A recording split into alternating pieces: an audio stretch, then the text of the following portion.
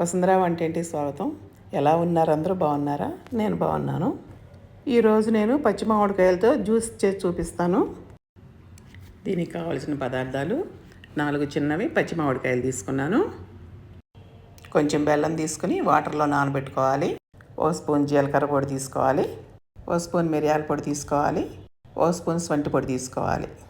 కుక్కర్లో మామిడికాయలు పెట్టి 1/2 లీటర్ వాటర్ పోసుకుని 3 విజిల్స్ రానివ్వాలి. మెత్తగా ఉడికిపోయినాయి.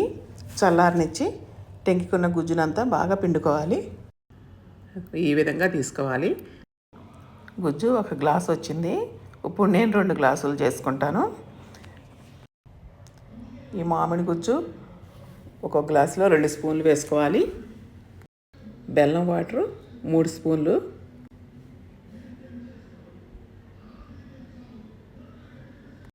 మనకి ఆ గ్లాసులో సరిపడా కొంచెం సొంటి పొడి, కొంచెం జీలకర్ర పొడి, కొంచెం మిరియాల పొడి.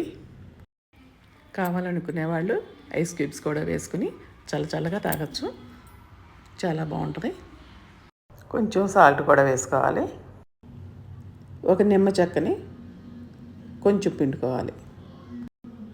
ఇప్పుడు మొత్తం కలుపుకొని తగినంత వాటర్ వేసుకోవాలి.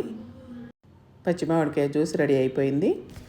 ఈ రెసిపీ మీకు నచ్చినట్లయితే లైక్ చేయండి, షేర్ చేయండి, సబ్స్క్రైబ్ చేయండి.